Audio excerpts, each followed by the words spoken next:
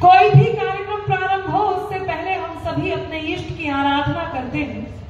आज इस मंच का ये दायित्व मुझे दिया गया है। मैं मंगलाचरण की बेला में उपस्थित हूँ।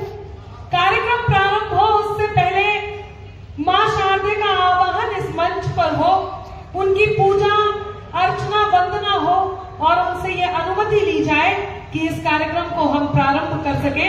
इस हेतु मैं इस मंच पे हूँ और मैं प्रशासन का बहुत धन्यवाद व्यक्त करती हूँ कि पहली बार ऐसा हुआ है कि किसी महोत्सव में दिन रात पूजा पाठ के माध्यम से उस महोत्सव को चलाया जा रहा है। मेरा मन है एक बार जोरदार तालियां इस प्रशासन को आए जिन्होंने सत्य सनातन को सहेज कर रखने का कार्य किया है। तो मैं इस मंच की इस दायित्व को निभाती हूँ और आपके बीच वंदना, मां शारदे की वंदना, उनको 108 नामों से बुलाती हूँ। थोड़ा सा इको बढ़ा दीजिए, माइक वाले आवाज बढ़ा दीजिए थोड़ी सी, सुनेगा। मां शारदे को उनके 108 नामों से बुलाती हूँ और वंदना आपके बीच। बस थोड़ी देर के लिए आप पूजा जैसा मन रखिए और ये मैं आश्वासन देती हूँ जितनी देर कवि सम्मेलन चलेगा आप हास्य के साथ संवेदनाओं तक की यात्रा करेंगे, वही राष्ट्र भक्ति से ओतप्रोत होंगे। बस मेरे साथ इस पूजा में सम्मिलित हो। मैं मां शारदे का आवाहन करती हूँ। सरस्वती माँ को तालियों के कंजूसी ना करें, आप कल चौधरी से स्वागत करें इतने जाने माने कवियों का। बिल्कुल, क्योंकि विनोद भैया ताली बजाना खुद ही जानते हैं बहुत अच्छे से। एक बार जोरदार तालियां विनोद पाल जी के लिए। और आइए अब हम हमारे अगले कवि जिनको पूरा देश प्रेम करता है, जो देश के लाडले बेटे हैं, वीर रस के एक ऐसे कवि जिनको सुनेंगे तो आपके रोंगटे खड़े हो जाएंगे। मैं बात कर रही हूँ हमारे बहुत ही प्रिय, बहुत ही आदरणीय सौरभ जैन सुमन जी का। तो मैं चाहूंगी एक बार जोरदार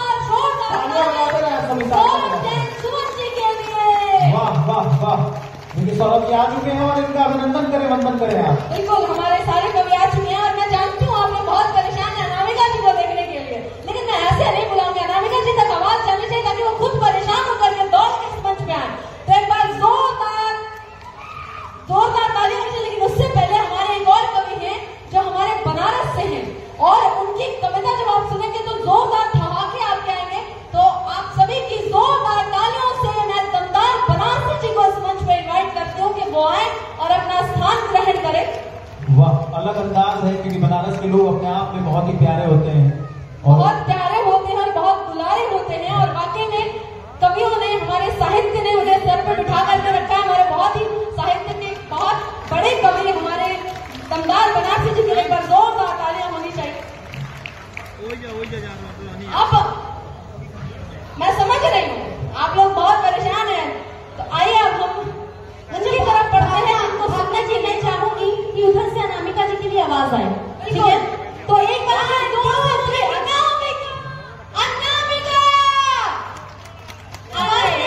थोड़ा शोर तो मचा दो देवरिया। कम ऑन, एक बार जोरदार तालियां आप सभी की डॉक्टर अनामिका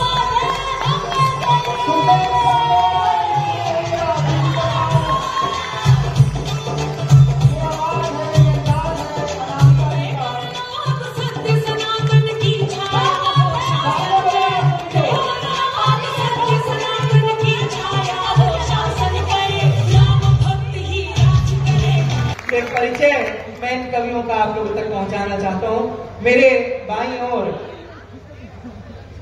काग वस्त्र में जो बैठा हुआ है, हाँ देखने में भी कौवे जैसा ही है, एक ऐसा कवि जो अनवरत आप लोगों के दिलों पर हस्ताक्षर करता रहा है, एक ऐसा रचनाकार जिसको अनेक बार आपने टीवी चैनलों से देखा है, ऐसा दमदार बनारसी आपके बीच है। मैं चाहता हूं कि तालियों से इस्तकबाल करें, उसका अभिनंदन करें। उसके ठीक बराबर में डॉक्टर प्रशांत की उपस्थिति होती है। जब आप उनको सुनेंगे तो आप लोगों को लगेगा कि हाँ, उनको सुनना भी एक बहुत अच्छी अनुभूति है। तालियां घनीभूत हो जाएं, हम उनका अभिनंदन करते हैं इस मंच पर। उनके ठीक बराबर में भाई हेमंत की उपस्थिति होती है।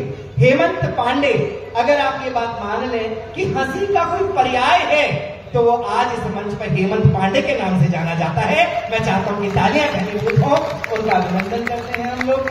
उनके ठीक बराबर में जो शख्सियत बैठी हुई है, बैठी कर रखी हुई है, ये हमारे मंच के घटोत कच्चे हैं।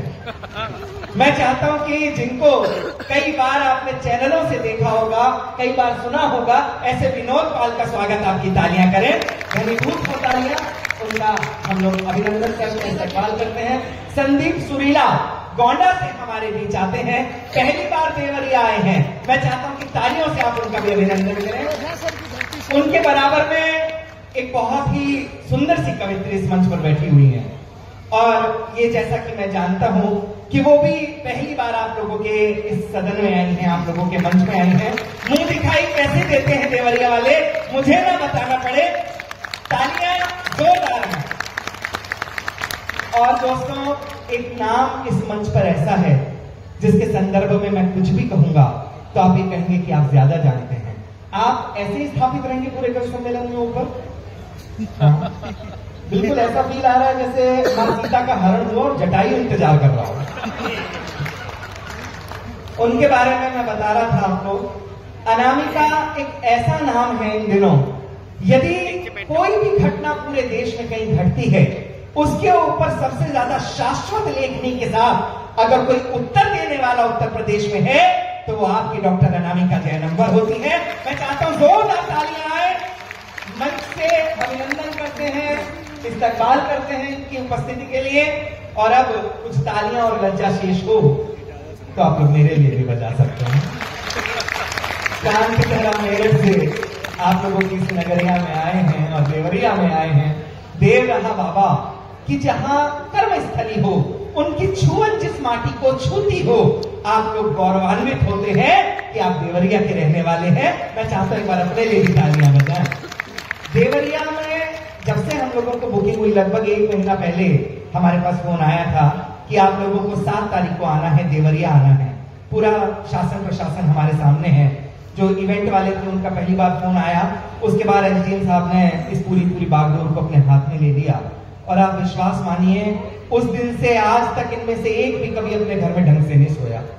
लगातार फोन आता रहा, भाई सब 7 तारीख को याद है, देवरिया तो याद है, 7 तारीख को याद है, देवरिया तो याद है। छप गया देवरिया यहाँ पर।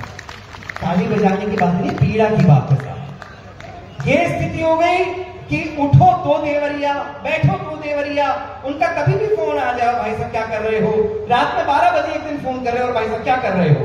अब रात में एक शरीफ आदमी अपने घर में क्या कर रहा होगा। कई बार